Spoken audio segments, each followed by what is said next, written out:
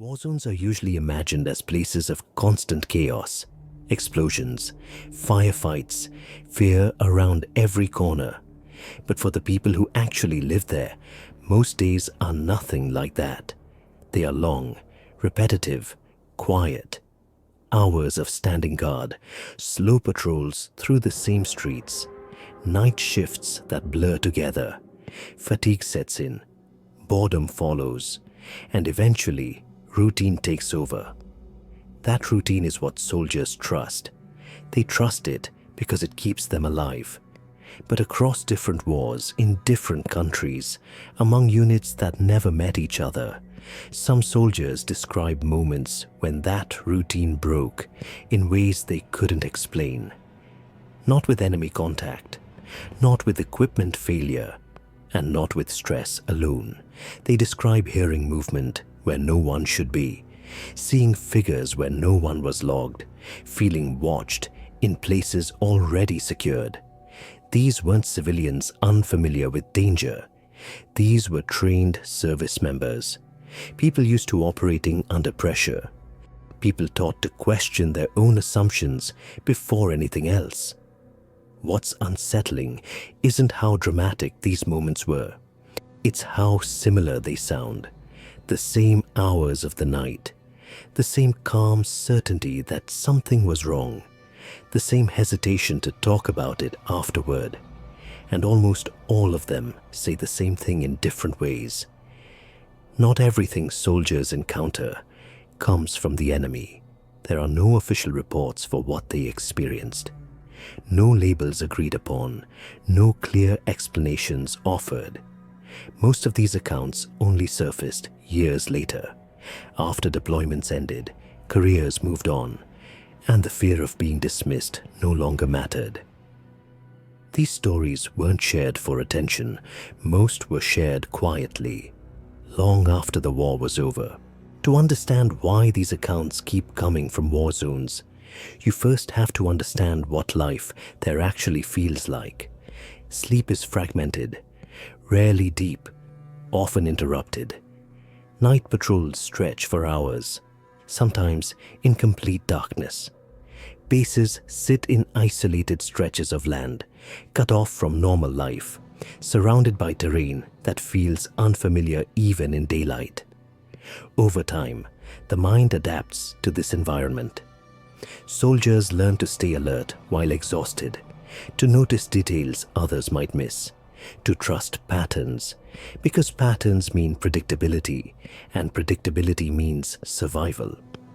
But that same environment strips away the sense of normalcy. Shadows behave differently under night vision equipment. Sounds travel farther in open desert or empty buildings. Silence itself becomes heavy. On top of that, there is cultural distance. Many deployments place soldiers in regions with histories, beliefs, and traditions completely different from their own. Places where certain locations are avoided after dark, where stories are passed down quietly, not as entertainment, but as warnings. What's striking is that locals often don't react with fear when soldiers describe what they've seen. They react with familiarity, a shrug, a short explanation, sometimes a single word, as if what unsettled the soldiers was something already understood. Whether belief played a role or not, something kept being seen. And it wasn't isolated to one unit, one base, or one deployment cycle. The reports came from different years, different ranks, and different roles. Infantry, medics, convoy crews, security details. What connects them isn't belief in the paranormal. Most didn't have any. What connects them is the moment when routine failed, when a secured area didn't feel secure anymore, when trained instincts signaled a threat, but there was nothing tangible to point at. That uncertainty is what stays with people. Not the fear itself, but the lack of explanation. The first account comes from a unit stationed in a building that had already survived years of violence before they ever arrived. By day, it was just another structure repurposed for war. At night, it became something else entirely. The building wasn't meant to be a base. Before the war, it had been something else entirely. A public place, busy, loud, then abandoned, then damaged, and eventually repurposed by necessity. By the time the unit moved in, the exterior was scarred with bullet impacts and blast marks. Windows were gone, sections of the interior were partially collapsed, but it offered height, cover, and visibility, enough to make it useful. Security shifts were handled inside. At night, 2 soldiers would sit in a corner of a large room, watching the streets below through broken windows. The work itself was simple. Stay awake, stay alert, log anything unusual. For the first few nights, it was quiet. Then the sounds started. Soft shuffling behind them, slow footsteps crossing the room. Not rushed, not heavy, just present. At first, everyone assumed the same things. Another soldier moving around, equipment shifting, the building settling as temperatures dropped. No one turned around. Over time, the sounds became routine, expected, almost ignored. The soldiers adjusted, keeping their eyes on the windows instead of what they couldn't see behind them. That's how adaptation works in war. You don't panic over what you can't confirm. But around the same hour every night, well past midnight, something changed. Objects began to move. A large trash bag filled with empty cans lifted suddenly, scattering debris across the floor. A chair tipped without being touched. Sounds came from corners no one was sitting in. The reaction wasn't screaming or running. It was anger. One soldier threw his chair. Another called for someone to sit with him for the rest of the shift.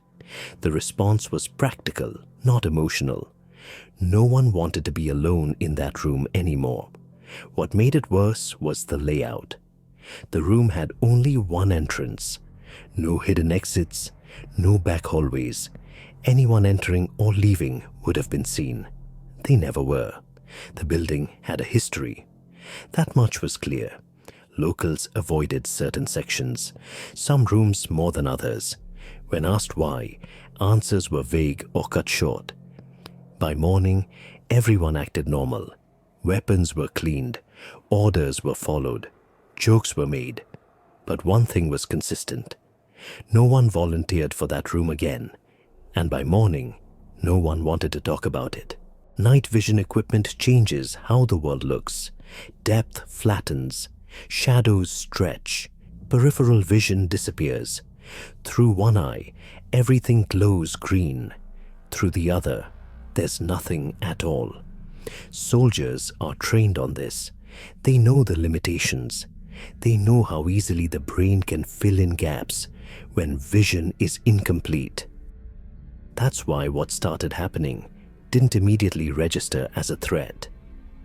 During late-night security shifts, soldiers began noticing shapes at the edge of their vision. Not movement, just presence. A form standing where there had been nothing moments earlier. When they lifted their night vision goggles, the shape vanished. They put the goggles back down. It was there again. At first it was dismissed. Equipment artifacts, fatigue, eye strain. No one wanted to be the first to say something that couldn't be proven. But it kept happening. The figures never moved aggressively. They didn't approach. They didn't react. They simply appeared, upright, human-shaped, and out of place. Each time, the response was the same. Goggles up. Nothing. Goggles down. Something. That inconsistency made it harder to trust what was being seen. These weren't inexperienced troops. They were soldiers accustomed to scanning terrain for hours without relief. People who understood how visual distortions worked under stress. People trained to question their own senses before drawing conclusions. And yet, More than one person noticed the same thing. Different shifts, different nights, same locations. No one could explain why it only appeared through the equipment, or why it always occupied areas already cleared and secured. What unsettled them most wasn't fear, it was doubt. If you can't trust what you see, what can you trust? Some soldiers adjusted their behavior without ever saying why. They avoided turning their heads too quickly. They focused on fixed points of reference. They kept their backs to walls whenever possible. No reports were filed. There was nothing to report. No contact, no engagement, no threat that fit any category. Just shapes that shouldn't have been there, seen only through tools meant to improve vision, not distort it. As the nights passed, the figures became expected. And expectation in a war zone is dangerous, because the next encounter didn't stay at a distance.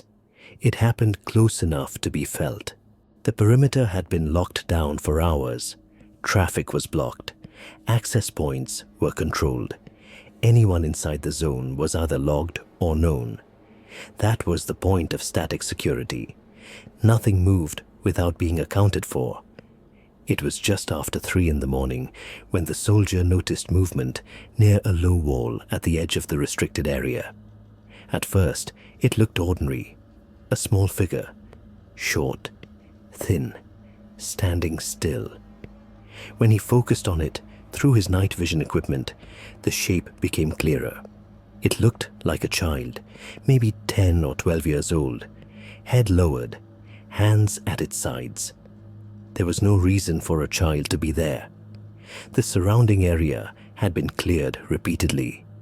No civilians were allowed inside the perimeter, especially at night. And yet the figure stood there, unmoving, as if it had always belonged. The soldier lifted his goggles. Nothing. He lowered them again. The child was still there. What struck him wasn't fear. It was how clean the figure looked. No visible injuries, no signs of distress, no damage to clothing in an area surrounded by rubble and debris. For a moment, the soldier caught himself thinking that the child looked almost out of place in a way that felt intentional. Then the child looked up. Its expression changed. Not suddenly, not violently, just enough to register that something wasn't right. The face seemed to tighten. The eyes locked directly onto the soldier's position. The child took a step forward. The soldier felt his body respond before his thoughts did. He brought his weapon up, training it on the figure. His finger rested against the safety, pressure building without conscious decision. Another step. The child began moving faster, not running, but closing the distance in a way that removed hesitation. The soldier shouted. At that exact moment, vehicle headlights came on nearby, flooding the area with white light. The night vision image collapsed into static brightness. When the light settled and the goggles adjusted, the space near the wall was empty. No movement, no footprints, no sound. The soldier stayed in position, weapon raised, waiting for something, anything to explain what had just happened. Nothing did. He didn't report it. He told one person, quietly, later. For the rest of the deployment, he avoided that section of the perimeter whenever possible. The dreams started a few nights later. Always the same image, the same face, the same moment just before the light changed. Years after leaving the service, he still described it the same way, not as fear, as something that had come too close to being real. The encounter might have ended there, if not for a brief conversation that happened days later. It wasn't part of a report. It wasn't formal. It happened in passing. A soldier mentioned the incident while speaking with a local interpreter. Not in detail, just enough to test the reaction. He expected disbelief, or confusion, or at least concern. Instead, the response was calm. The interpreter didn't ask for clarification. He didn't question what was seen. He paused for a moment, then said a single word, something the soldier had heard before but never paid attention to. It was a term used locally, not shouted, not emphasized, spoken the way someone might describe weather or terrain. When the soldier asked what it meant, the explanation was brief and unsatisfying. Something seen at night. Something that appears and disappears. Something tied to certain places. No warning followed, no attempt to scare, no insistence that it was dangerous. The interpreter acted as if the story fit neatly into something already understood. That reaction unsettled the soldiers more than the encounter itself. If this was known, why hadn't they been warned? If it was common, why didn't anyone talk about it openly? When pressed, the interpreter shrugged, said it wasn't unusual, said some places simply had a presence, said it was better not to pay attention. There was no confirmation offered, no denial either. The soldiers compared reactions afterward. Everyone agreed on the same thing, not the word that was used, but the tone. There was no fear in it. The people who lived there didn't treat the experience as something extraordinary. They treated it as background, like dust in the air, like heat after sunset. That difference in perspective created distance. The soldiers had been trained to identify threats, to classify dangers, to respond decisively. This didn't fit. To the locals, it wasn't new. That realization lingered longer than the explanation ever could, because if something could exist long enough to become ordinary, then the question wasn't what it was. The question was how often it had already been seen, and why no one thought it needed to be mentioned at all. The convoy was moving under blackout conditions. No headlights, no interior lights, just the faint glow of instruments and the low hum of engines cutting through the desert night. The road ahead was empty, stretching between open land with no structures nearby. It was close to midnight. The vehicles maintained distance, each driver watching the silhouette of the one ahead. Everyone was alert, but the mood was routine. This route had been driven before. Nothing unusual had been reported. Then the lead vehicle slowed abruptly, not slammed brakes, just enough to signal that something was wrong. Almost at the same moment, a sound cut through the engine noise. Not mechanical, not gunfire. A sharp, unfamiliar screech that seemed to come from off the road rather than above it. Several soldiers turned their attention toward the same area. That's when they saw movement. A large shape crossed the field of view near the front of the convoy. Not running along the ground, not moving like an animal. It appeared briefly, partially obscured, as if passing through the edge of visibility rather than fully entering it. Before anyone could react, a heavy object struck one of the vehicles. Not an explosion, a single impact, loud enough to freeze everyone in place. Rules of engagement mattered in moments like this. No one fired. Instead, a spotlight snapped on, cutting through the darkness and illuminating the area where the shape had been seen. For a split second, something was visible. It didn't move away horizontally. It rose, straight up, faster than expected, disappearing into the night as quickly as it had appeared. The sound returned briefly, then stopped. The convoy remained still. No one spoke immediately. Each person was checking their own memory against what they thought they saw. The silence lasted longer than usual. When they finally compared notes, the details overlapped. The timing, the direction, the sound. No one claimed to understand it. What mattered was that more than one person had witnessed it. Different angles, different vehicles. Same result. They resumed movement without further incident. No report was filed. There was nothing to categorize.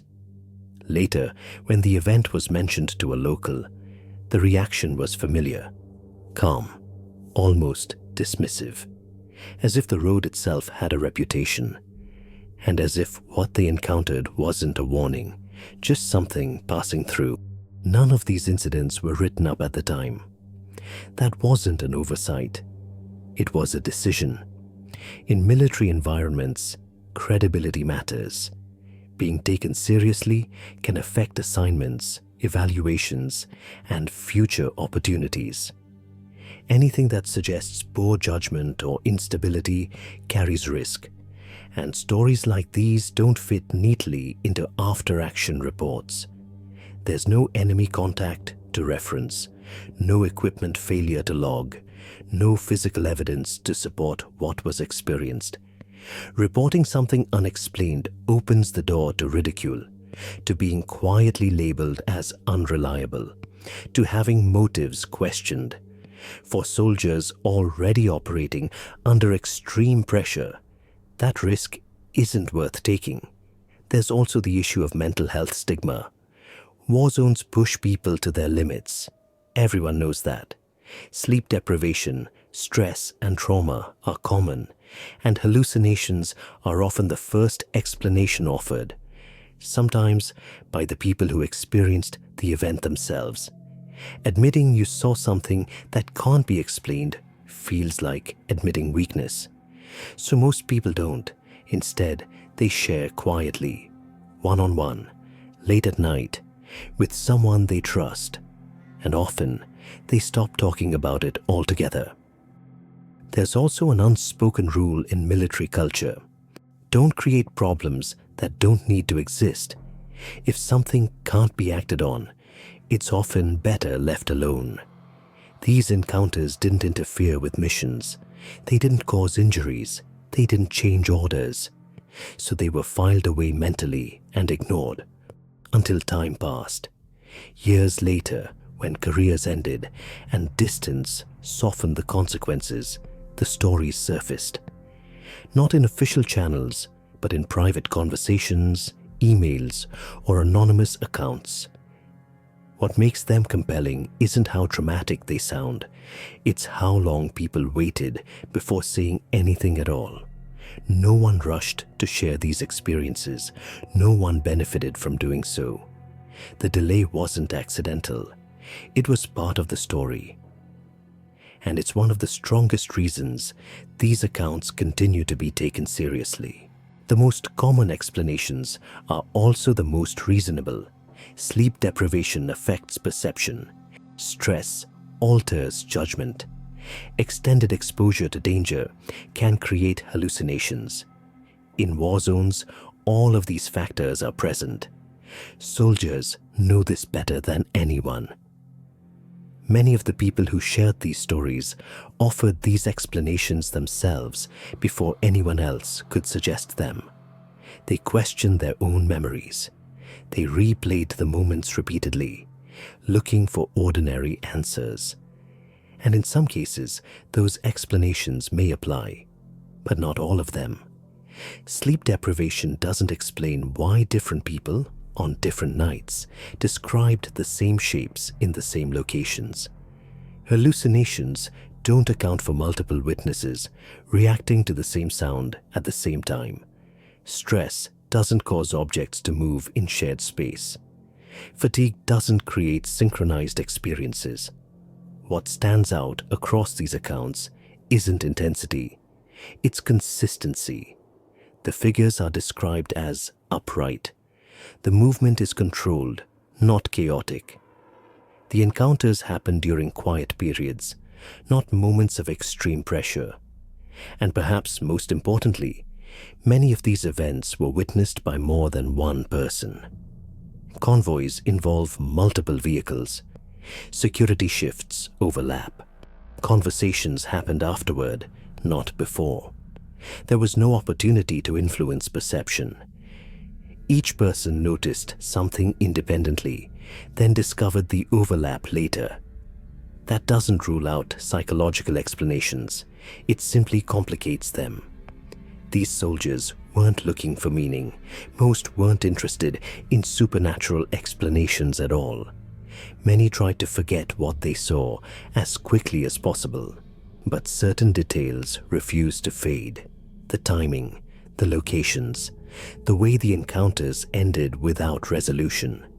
If these were isolated incidents, they'd be easier to dismiss. But taken together, they form a pattern that doesn't fit neatly into any single explanation. And that discomfort is what remains.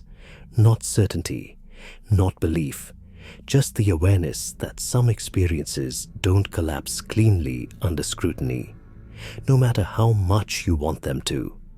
Which leaves one final question, not about what was seen, but about what it meant to carry it home. For most soldiers, the war ends when they leave it. The environment changes, the sounds fade, the routines dissolve, life slowly becomes recognizable again. But for some, a small part of it comes back anyway. Not in daylight, not in conversation, mostly in sleep. The dreams are rarely violent. There are no firefights, no explosions, no familiar threats. Instead, they return to moments of stillness, standing watch, staring into darkness, waiting for something that never fully appeared. The details remain unusually clear. A shape at the edge of vision, a sound with no source, a feeling that something was present without being seen. What lingers isn't fear in the traditional sense. It's unease, the kind that surfaces unexpectedly. Walking past an empty building late at night, driving through open land with no lights nearby, standing alone in places that should feel safe.